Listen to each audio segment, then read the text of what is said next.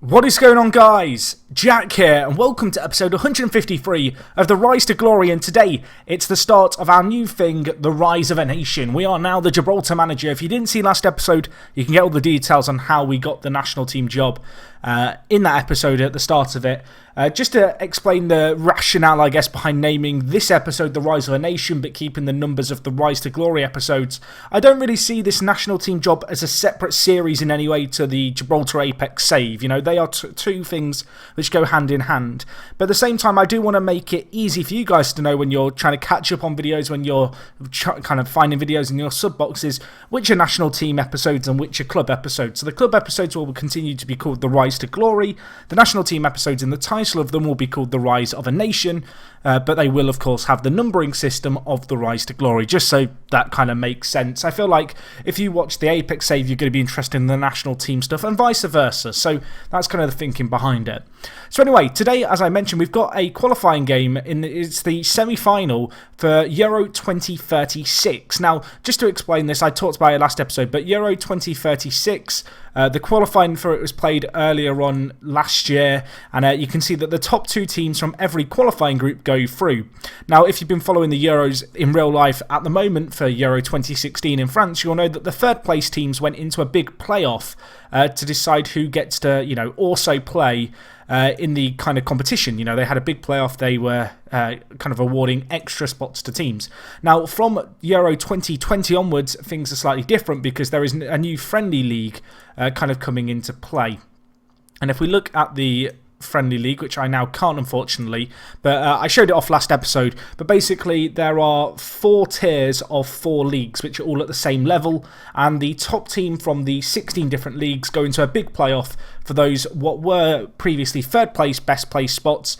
These now go to winners of the European divisions, and they obviously have to win the playoff to get there. So we, as the winners of a Division C group, are going to be taking on, some teams here with a chance to get to the Euros. So today we're going to take on Romania in the semi-final, and we do also have the opportunity, if we win this, to then play in a playoff final, which will see us take on another team who wins their playoff semi-final. So we'll see how we get on here. So we have got an outside chance at qualifying for the European kind of championships, Euro 2036. One quick thing to note is the fact that our squad for today's game really is wrecked. If I just saw Gibraltarian players by value, Annabel Perez is out injured, Mosca's out injured, Ferre's out injured, Jay Marriott's out injured, Medina's injured. A few fairly big players for the national team. That said, of course, we've got to kind of get ourselves acquainted with our national squad. So I'm going to do a quick rundown of the starting 11, some of the better players here, just to give you guys a bit of a backstory behind the squad, who we've picked up and where and why. So anyway, let's start with the system. The system we're going to be using is a 4-3-1-2. The reason for that being is we just don't have a left winger. We don't really have any wingers, if I'm honest, of Gibraltarian nationality of the quality that we need. So we're kind of forced to play a narrower system. And this is the system that I feel like best suits our current team. So anyway, in goal we have Alberto Romero, of course a former player of ours at the Apex, and of course if you recognise any of these players, which you should do, they are players for the most part who have played in Gibraltar for 5 years and are elected to play for the national team upon becoming eligible. So you can see here Alberto Romero, he is 33 years old, 74 caps in goal for Gibraltar. Of course he started his career at Gibraltar Apex back in 2021, 15 years ago. And you can see he didn't play a ton of football for us in latter years. More recently, he's gone to Austria Wien, where he's been a backup goalkeeper, but he is our first choice goalkeeper regardless. At right back, we have the first of a few Gibraltar Lions players in the squad, and the first player here, Modesto. He looks older than he should be, really. He's 28 and he wears glasses and has grey hair. I mean, I don't know what he's doing at the Lions. Maybe it's the stress of finishing second to the Apex every year.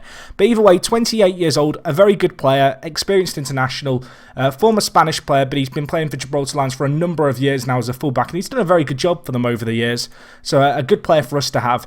Of course, one thing that you may notice as we go through these players is the average age of the squad is quite old. The reason for that being is, as I mentioned, the bulk of this national team aren't people and players born in Gibraltar. They are people who have played in the Gibraltar football system for 5 years or more from the age of 18. So actually the youngest a player could be to become eligible to play for the Gibraltar national team would be a 23-year-old, 24-year-old. As a result, our national team is for the most part always going to generally have an older kind of average age than most. Anyway, at centre-back here we have the first of two players, of course, we have Gary Horst here, 27 years old, the player I've decided is going to be our captain here. Now, the reason I picked him to be the captain of the national side is he has 15 leadership, some really good mentors all round. I like the fact he's got good determination along with his leadership. He's 27 years old. He is by far and away the best centre-back in the nation. And with him being 27, he's got a few tournament qualifying kind of sessions certainly ahead of him. I expect to see him, being in the national team for the next 6 or so years.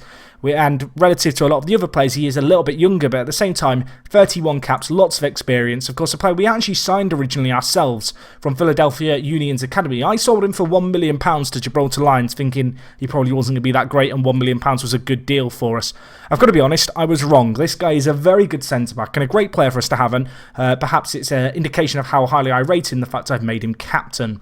Anyway, his centre-back partner, a player who, of course, still plays at Gibraltar Apex now, Yves Frigier, the former Frenchman, former Real Madrid player, joined us a number of years ago now. You can see he is actually joining Cardiff City in the Premier League at the end of the year, which is kind of cool for him. The fact that at the age of 32, he still managed to get a move to a Premier League club really gives us an indication of his quality. He's got good natural fitness, he's experienced, which I like. Very good in the air. Perhaps his mentals let him down a tad, but alongside Gary Horst, hopefully he can work quite well. At left back, we have a newly announced player, really, to the Gibraltar national side. A player who only recently took up Gibraltarian nationality, and a young player at that, Jose Luis Salas. Some of you may recognise him. He's a player who didn't get a lot of love. And similar to Gary Horst, he's a player who actually I signed and then I sold to Gibraltar Lions after a year not really rating him. And much like Gary Horst, I've got to be honest, he's a very good player and perhaps I underestimated him. I sold him for £1.6 million, which was a loss at the time. But at 25 years old, he's by far and away one of the best younger players in the side. Of course, 2 caps to his name already. He's got great physicals. He's a good left back. And again, a player who definitely has the potential to be a mainstay in the squad for a very long time. Anyway, moving on to the midfield, these are all players who have played for the Apex at some point. Centre mid, and in the kind of more defensive mid role, we have Graf Wright, who is going to Panathinaikos. Is it Panathinaikos? PAOK? I don't think it is, actually. Is PAOK Panathinaikos? Okay, Greek viewers, let me know. I'm sorry. If it's not Panathinaikos, I apologise profusely. I know you Greeks have mental names for your clubs, so the kind of abbreviations always confuse me. But we have Graf Wright. Alongside him, we have Danny Evans, the Ginger Ninja, a player who is better known for playing right back. For us, he's going to be playing centre mid, however. 71 caps to his name. His ginger hair is starting to thin out. A player who's now, as you can see here, been playing in Romania for a number of years. And he's had an interesting career, really. Playing a lot of first-team football, but never really shining. Of course, he was a very good player during his time with us, but since his move to Freiburg in the Bundesliga, things haven't gone that great for him really at club level, but still a mainstay in the national side. And out on the right hand side of centre mid we go with Ethan Brunt, a player who some of you may recognise, some of you probably won't. He's a player who I left to rot in the under-21s hoping he'd take up Gibraltarian nationality. He did. He's 30 years old now, 46 caps, so lots of experience in him. And yeah, you can see here he was at us for a number of years. He did have a loan at Gibraltar Lions. I let him pick up Gibraltarian nationality and then I was happy to let him go at the end of that. He's a fairly good player though, this guy. He's 30, he's a good playmaker, lots of experience. That 17 passing I really like, and hopefully he can be the creative force in our midfield. Anyway, perhaps the weak link in our team is this centre attacking mid. It's Benjamin Williams. As I mentioned, we have got a few injuries to a few key players, just to reiterate those injuries. Anibal Perez is definitely a player who will feature in the first team. He's only 29. Again, a former player of ours who we actually sold to Gibraltar Lions, which is kind of, as you can tell, beginning to become a common trend, really. But he's a good centre mid. He's got good physicals, definitely a good box-to-box player or even a playmaker. His passing's not crazy, but he's more than adequate to do that. Of course, Mosca's out injured. He got injured last episode, which is a real shame that he's missing today. And we do also have Medina, who is an okay centre-back, who some of you guys will remember as one of our former players. I think he was captain, actually, for Gibraltar Apex at one point. And also Jay Marriott, the left-back, who's now playing for Rubin Kazan, unfortunately out with a broken ankle. But again, a fairly good player, albeit slightly old at 32. But anyway, I do definitely feel like the strength in our side kind of lies in the defence, if I'm honest. And you'll kind of notice as we go forward, things get a little bit weaker. Mostly in the midfield, I guess you could argue, particularly with our lack of kind of width and our lack of options out wide. That is something that does concern me just a little bit, really.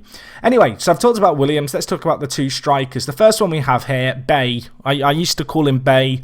when he used to play for Gibraltar Lions, just because I could never say his actual name, so we called him Bay. But he was a good player for Gibraltar Lions for a number of years. He went to Atlanta in Serie B, and you can see he's been banging in goals for them. He's a good striker, a very good player. He's only 28 as well, so he's still fairly young relative to our squad. 18 goals for him in 30 games. Hopefully he can do a job for us today. And alongside him, a player who has always been an interesting player, a player I've always found quite curious. Now, you're not going to recognise this guy, Steve Henney, but he's got 85 caps, as you can see. He's 28 years old. He was actually a Gibraltarian regen who spawned outside of Gibraltar. But here's where it gets weird. He generated in Venezuela. I mean, answers on a postcard. He actually went to Crew. I don't know how Crew found out about him, but they did. And you can see he spent a long time at the League 2 side. They did actually get promoted, and he started to perform fairly well for them in League 1. They did get relegated. They were a yo-yo side. He then moved to the Greek Super League, where he got relegated again. And he's currently playing for Hamburg, where he's probably enjoying his best spell of football ever. But to be honest, he's a very good player at 28. He's, pretty solid all round. I like the fact he's got good mentals. Fairly good finisher as well, which is nice. Not the craziest when it comes to his pace and physicals, but a player with some technique who can hopefully score a few goals for us.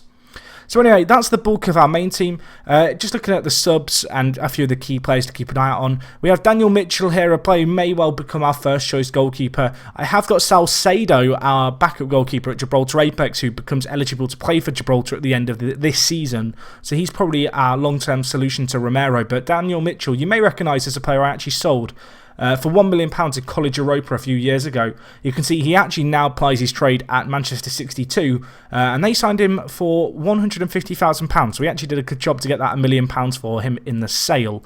Anyway, looking at a few of the other players. Jason Hall is around, of course, former American player, 32 caps, 28 years old. Can play left back as well, which is useful. Can also play right mid, so if we want to play with some slightly deeper midfielders, he's a player who can slot in there.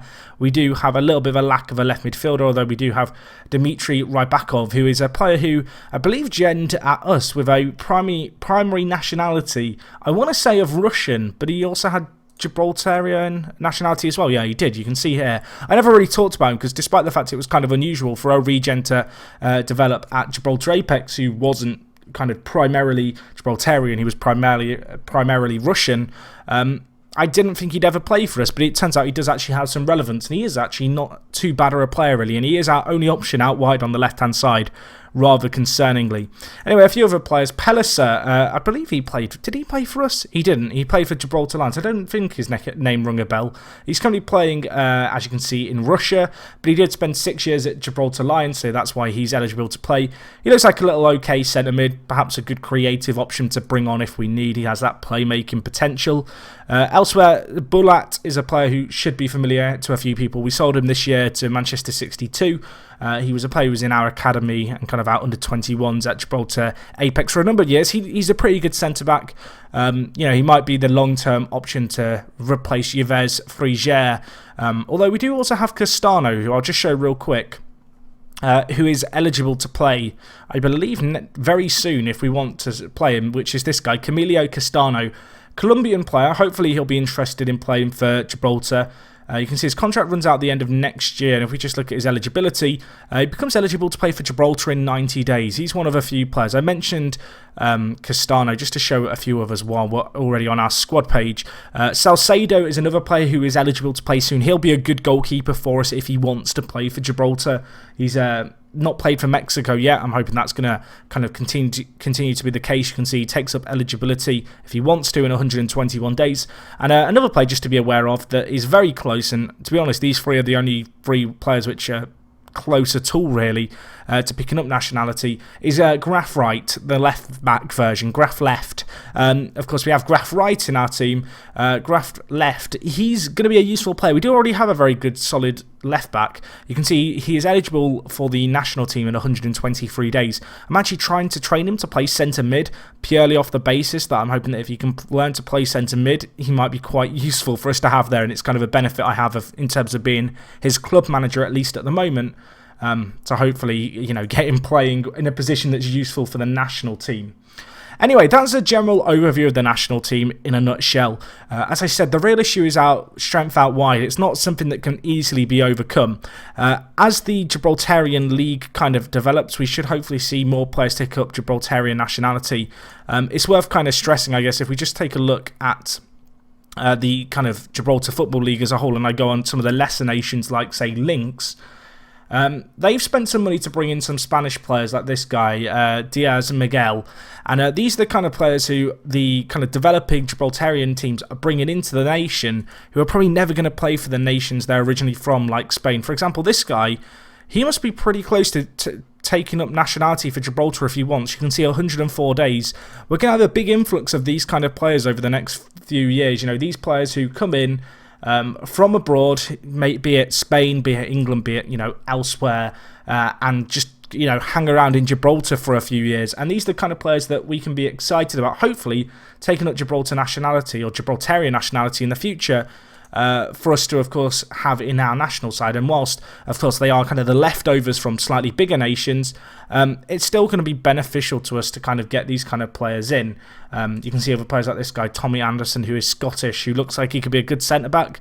Whether or not he decides to play for Scotland remains to be seen, but he's the kind of player who'd be very much a welcome addition to join our side. Unfortunately, you can see in this instance, he only joined from Dundee 2 months ago, so there's a pretty high chance, I guess, that Scotland will pick him up.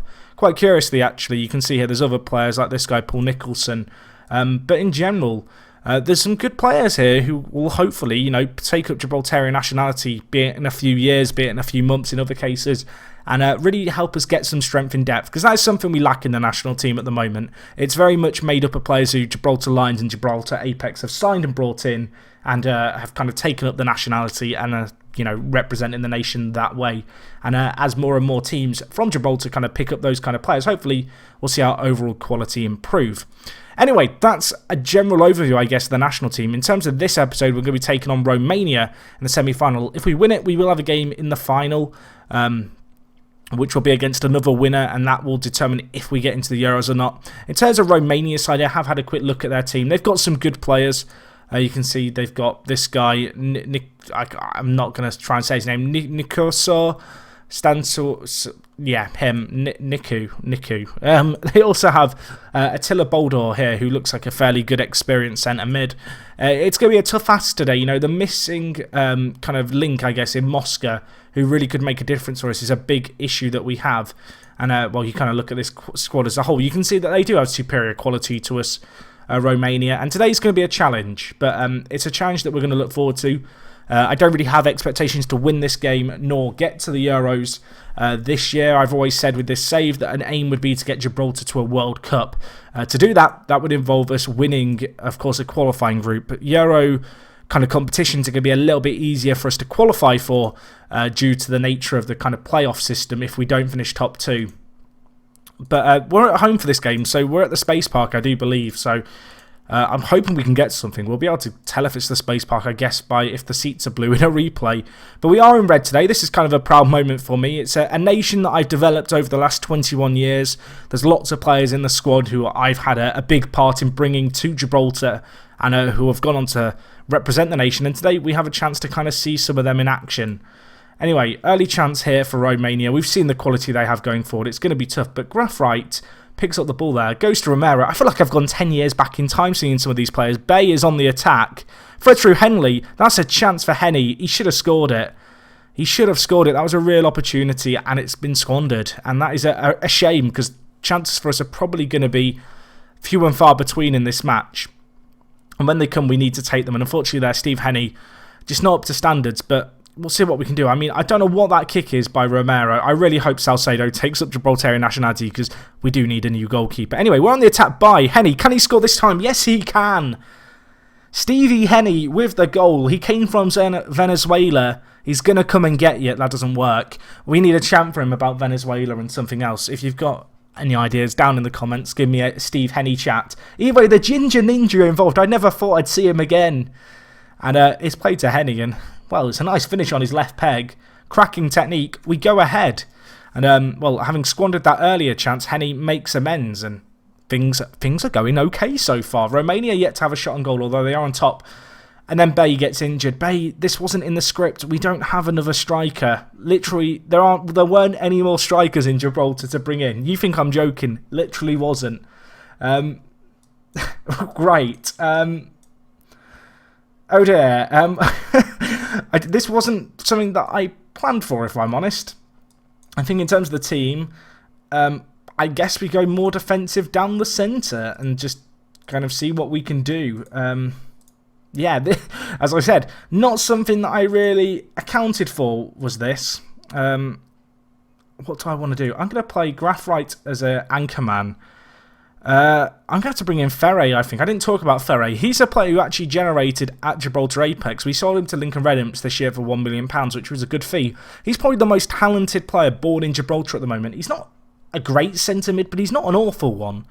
And I think he could do an okay job for us. So that's the player we're going to have to bring in here. Obviously, the challenge of a national team job generally is that you have a big group of players and you have to sift through them to kind of get the best players. The issue I have as Gibraltar manager really is that I'm very limited in what I can do with the squad in terms of the actual players. And on top of that, obviously, there isn't a massive pool of players to pick from. So, for example, we have Mosca, Bay and Steve Henney. The next best strikers are awful, and like there isn't a lot I can do about that. So really, when Bay and Mosca are injured, it's a tricky situation. And yes, I could just bring in a trophy 18-year-old, but in some ways I'm best off just adapting our tactics, adapting our system to kind of suit the situation that's at hand. Anyway, we are a goal ahead in this game, which is a really good achievement. I'm kind of underplaying it a little bit because Romania have been perhaps the slightly better side. But no, this is very good at the moment. This is kind of what I was hoping for in this game. So we can't complain too much here. This has been, as I've kind of already said, this is what we were aiming for. I want us to play just a little bit more on the counter in the second half. I might regret this, but we're going to try and not park the bus, but remain compact in the middle and try and frustrate Romania here, and then maybe get the ball quickly up to Steve Henney for the counter. So that's what we're going to do here. You can see more direct. I don't want us to close down quite so much, and we are going to need to just play a little bit wider, mostly in the midfield, really, just to help our fullbacks if they get doubled up on by, well, the Romania fullbacks. But with 10 minutes left, we're still on top in this game. I'm going to switch to contain. I probably should make some more subs. Brunt is struggling. Let's bring in Pellicer. And do I want to make another change? Evans is struggling as well. I don't actually know a lot about Greenwood. Let's have a look at his stats. Greenwood, good at free kicks, pretty awful at tackling and marking. Sene can tackle. Sene can tackle and do some defending, so we'll bring him in for Danny Evans. They're the changes that we'll do. It's a bit of a kind of mixed match. This game will go to extra time and penalties if Romania were to equalise, just so you guys are aware. And we are going to need to defend well here. As the ball comes in, they have a chance. Romero, what a save by Alberto. A squandered opportunity for Romania. One of the few chances they've had in this game. We just have to hold on. We have an outside chance somehow of making it to Euro 2036. I didn't expect that result. That is an insane result. I talked about how our real strength is in our defence. You look at Frigier, Horst, Modesto, Salas. That is a very strong back four. Romero in goal. I mean, he made the save today, but I don't see him as our long-term goalkeeper. But that's really good, and that does mean that we go into the playoff final. I don't know who we're going to get here, but I feel like we might get one of the weaker sides, like a Cyprus or a Bulgaria or something. I feel like the way it's seeded the Euros from 2020 onwards is the idea is that two weaker teams are meant to try and make it to the tournament. Either way, we make it through with a 1-0 win. The fans are jubilant. I mean, I didn't expect us to get that, so that's a perfect start. Bai is out with a damaged kneecap. How long's he out for? Well, he's out, so that's a problem. Frigier plays well, 7.6 average rating for him. Our leading reporter, the Gibraltarian Football Messenger, has told us to build on our victory. Who do we have? Unknown. Excellent. My favourite team to play. I guess there's a draw. We're going to play Bulgaria. Interesting. They are 48th in the world rankings. We are 84th. What ranking are Romania? 62nd. So this is perhaps going to be a slightly bigger challenge. But still, to get a win in our first game is really good because you can see, if we just look at ours, we're 84th in the world rankings. We're not ranked that highly. Although, to be fair, Gibraltar did peak at 46th. So that's something to try and surpass. I feel like our aim with this series should be to try and get top 10 in the world with Gibraltar and make it to a World Cup. Perhaps the former is maybe asking a little bit too much, but it's going to be something to try and aspire to. And, well, we are going away to Bulgaria, but winning that game gives us a chance. And, I mean, why not dare to dream? Why not? It's going to be a tricky one for us, certainly, particularly with only Henny now up front. But we've beaten, well, a very tricky Romania side there. Bulgaria, very good team as well. I believe, we can check actually, but I believe they were playing in a Division C friendly league as well, which is on the same tier as ourselves. In fact, they were in a group. Wait, no, that's their. Okay, so they were in a Division C group. So I believe we were in Division C and then kind of a different group. There's 4 different groups at each level. So they're a good team. They actually won all but one of their games. They lost to Georgia, who, curiously, I think, did they beat Georgia to actually make it to play us now? So I'm not sure how Georgia got a spot. I guess maybe all the teams in the division above had already qualified for the Euros or something weird. Either way, we have Bulgaria away from home. Bulgaria slightly edged favourites. If we win, we'll be rewarded with a place in Euro 2036. And what a start that would be to, achieve, I guess, with this Gibraltar side. It'd be a great way to introduce ourselves as manager. I guess it's worth noting, of course, I didn't do the work to get us here. That was all the previous manager. But these playoffs are tricky games. More tricky than perhaps playing Northern Ireland, and I can't remember who the other team was in the friendly group now when I was looking at it. Either way, let's have a look at this Bulgaria side. They have a player worth £31 million. That kind of scares me a little bit. He plays at AC Milan. Stefan Petrov. I mean, he's quite good, isn't he? Let's have a flick through their team. So Bulgaria, they have got some really good quality players. I look at their defence and I kind of feel like our defence is slightly better. Am I allowed to say that? Perhaps with the exception of the goalkeeper. I do feel like the absence of Mosca makes a massive difference in this. So if we could do this without Mosca, I mean, what does that mean for what we could do with Mosca? On the flip side, if we lose here, I mean, I still feel like it's been a relatively decent success to our time kind of here in charge of Gibraltar. It's a big day for our nation here. This is the first time Gibraltar has ever got to a playoff final. They've never made it to a major international competition. We go into this playoff against a superior Bulgaria side now, and this will be one of the biggest games in Gibraltar's history. This is a massive occasion, and we need to make sure our players are at the top of their game, really. This is going to be difficult. Gibraltar goalkeeper puts pressure on Bulgaria. Romero, what are you saying in the press? What are you saying? Are you trying to throw us under the bus? Because that's kind of what it looks like right now. Wow. Right. I'm excited. This is a big game. In terms of our training, I mean, let's have a look at this. Look at the players developing. Look at that. Just a bit of behind the scenes at Gibraltar Apex. Van Dijk as well is doing really nice, which is cool as well, because we had a Van Dijk before who left us. Well, I sold him, but that's not the point. Either way, that's a minor club distraction from the big task at hand, which is the European Championship player final, where we are going to be taking on a Bulgaria side who are very, very good. You can see that Finland v Cyprus is another game, Hungary v Iceland, Poland v Ireland. I feel like getting Bulgaria's pretty kind, really. I feel like Cyprus would have been the ideal draw, but, well, beggars can't be choosers, can they? So anyway, let's see what we can do here. This is a big game, as I said. Looks like they're going to play a 4-2-3-1. Kind of worries me a bit with the wide men. As we kind of already identified, we do have an issue here whereby we are, well, lacking players is the simple way to look at it. We are short of a few players in the attacking third, and we don't really have the options on the bench either because Bay's injured. I mean, if Henny gets injured, I don't know what we're going to do. It's probably something that I should have accounted for more. The fact of the matter is, however, when I selected my squad initially, Henny, Bay and Mosca were all fit. Of course, Mosca got injured in that Champions League game. Bay got injured last game. There's not a lot I can do about that. And so that's kind of what's left us in this situation here. In terms of what we're going to do, I'm not entirely sure how I want to approach this game, if I'm honest. I feel like our best bet is to try and hit them on the break.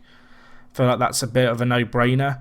I think we're going to play Sene at defensive mid. I think he's got slightly better defensive attributes than our other options in centre mid, particularly Pellicer. Although Pellicer's not terrible, it's just really the issue with Pellicer is his tackling. I want his tackling to be. So the thing is, it's bad, but it's not actually as bad as Sene's.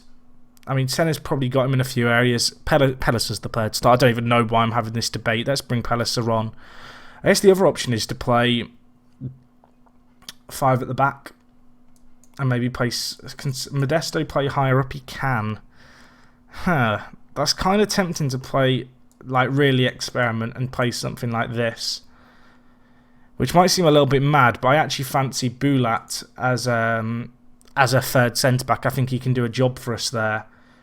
Bulat's pretty fast as well, so he can make for a pretty good covering centre back.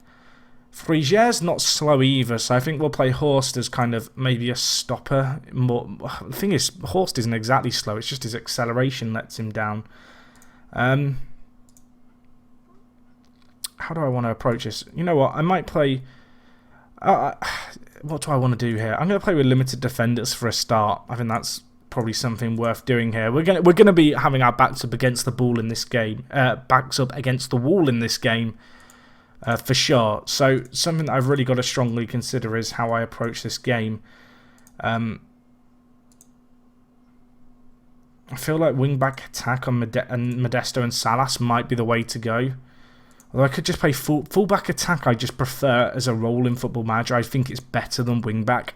I don't know why. I've never really looked into the massive differences between the two, but I think that's what we'll go with.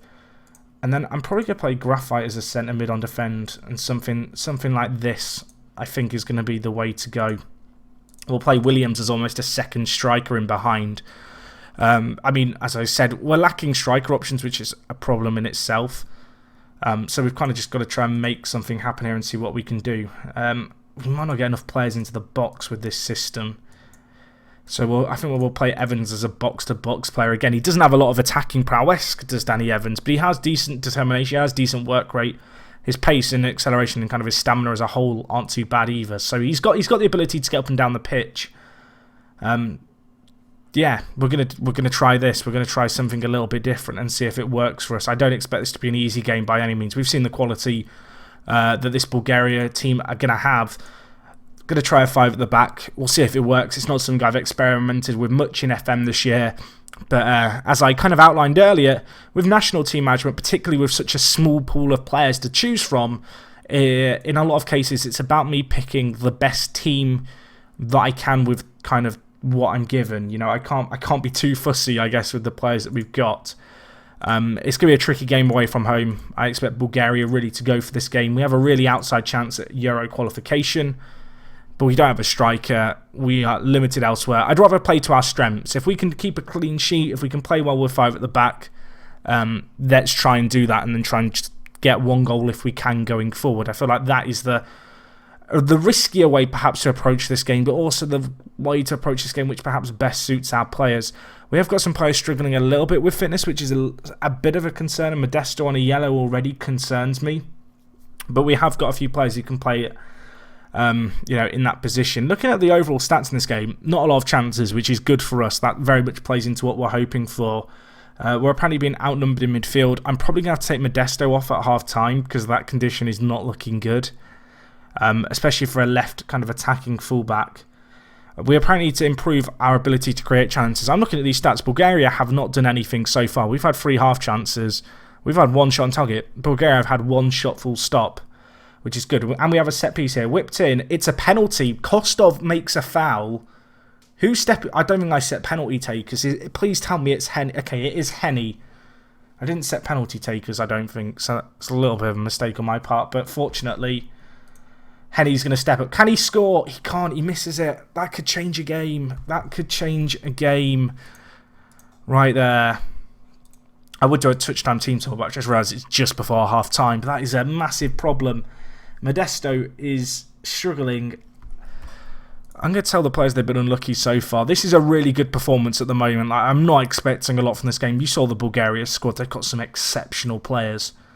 Well, their most valuable players worth £31 million. I'd be amazed if the total of all of our players is anything close to that. And we are missing players like Anibal Perez and also Mosca. Players who can make a difference. And even Bay, to an extent, is a very good striker. I think he's got 20 goals or whatever in 40-odd games. Like Henny's got 20 goals in 80. That's a big difference. Unfortunately, a penalty was kind of the opportunity that we were looking for and had to take. That said, we're on the attack here. Nice play. Modesto probably should do better there. That's a second clear-cut chance for us. The fullback getting into a really attacking area. I talked about the fact that he's struggling. Horst has got to bury that too. Oh my gosh, we've had 3 clear-cut chances and we've blown them all against a superior team. But we're on the attack again here. Williams crosses in. Henny! Was that a clear-cut chance as well? That it was. I mean, we are having a lot of chances here. I don't know what Bulgaria are doing. Maybe I've stumbled across some crazy tactic here, but it seems to be working at the moment. But football matches are decided by goals, and at the moment you can have a big spell of dominance to start a half. If you don't score, you can't win. And it's all very good having this big spell of doing well. But is that the player who's really good for them, Stefanov? Let's check. Let's check, because I can't remember. I'm curious who they've taken off, if I'm honest. How are they approaching this game? They're still playing the 4-2-3-1, which is interesting. The player they took off, Stefanov, okay, he's not the player of foils. He's actually still a pretty good creative player for them, so I'm glad he's off. I'm probably going to have to take off Modesto. I talked about taking him off at half-time. I'm going to bring in Jason Hall, I think. A familiar name. I think graph right on a booking worries me as well, you know. Right, so I'm going to do that. I'm going to bring in Jason Hall for Modesto. I'm also going to switch Danny Evans, who's having a fantastic game, who's naturally a centre-back, and we're going to play him in the defensive midfielder role. You can see, looking at his attributes, he's suited to play there.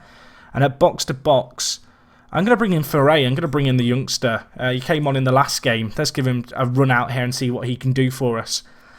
23 minutes left in this game. Just to remind you guys, this will go to extra time and penalties if it has to. This, of course, for a spot in Euro 2036. A massive game. And with 15 minutes left, we need something. Set piece. Henny whips in. Brunt! Has he just saved it? How? How have we not scored?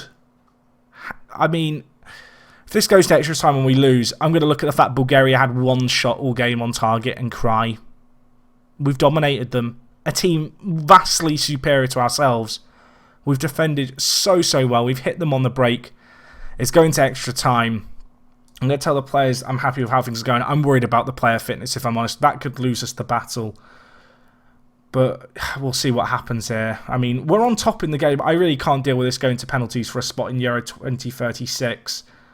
That would be nightmarish. Anyway, let's see what we can do here. Jason Hall out into play, no nonsense. I mean, Bulgaria have literally done nothing. That's perhaps the most annoying thing here, is the fact that in this match, Bulgaria have done nothing. We've missed a penalty.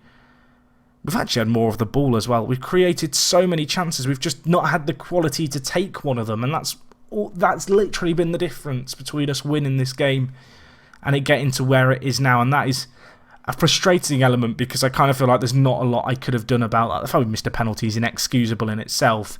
Our best penalty taker was on it, or one of our best, certainly, in Henny.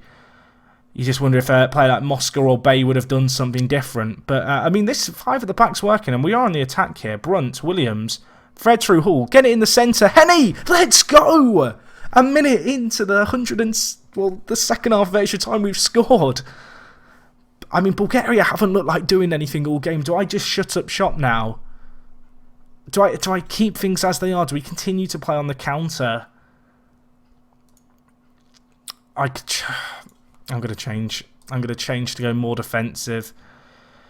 Let's just close down sometimes. Let's not look for the overlap quite so much.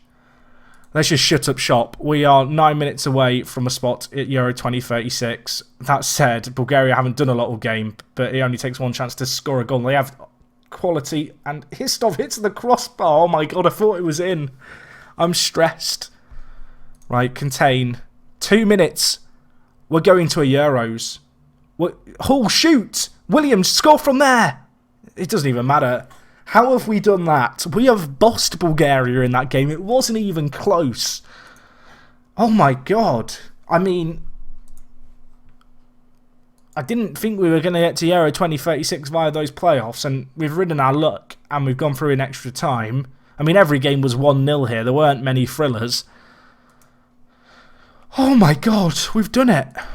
It's our first ever European Championship, and whilst I feel like I've kind of jumped on the bandwagon almost in terms of I took over the squad in the playoffs, the fact that we are going to a Euros is absolutely mental. And I feel like in some ways, although I've not directly contributed to that in terms of managing the national side, through the entire kind of qualifying campaign and the friendly league, which got us that subsequent qualifying spot, but the fact that I had such a role in so many other players who played so well is really cool to see.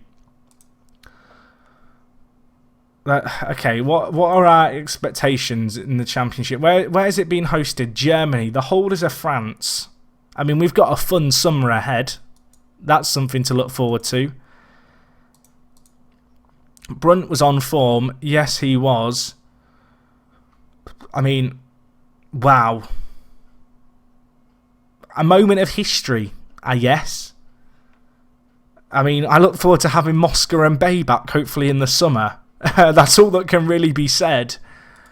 I'm a bit shell-shocked. I came into this episode, and you could probably tell, I wanted us to at least try and be competitive in that first game, and if we got through, fantastic. We didn't know who we were going to get drawn against. We didn't have any attackers. What is this tactic? Like, what is... I mean, it worked. It worked quite well. It might be a system I have to look at potentially playing or something very similar to it going into the Euros, I guess. But, wow, I mean, a great defensive display against Bulgaria. Our players were dead on their feet towards the end of the game, but we've somehow done it. Guys, hopefully you enjoyed this first episode of A Rise of a Nation. I mean, we're on our way to Euro 2036. That seems like a really odd thing to say. But wow, I don't feel like I've ever done an international save on YouTube before, so I'm looking forward to this one. I don't know how I'm going to do episodes or anything. I hadn't even thought about that. I had no idea that we were going to get here. It wasn't even in my mind. I knew it was going to be 2 tough games, but we've done it. And I'm very proud of the players who did it. It's a crazy achievement, and defensively we showed our class, I feel like, in that game today. I'm just wondering, actually... Is Salcedo going to be 4 months away? He's not going to be eligible in time.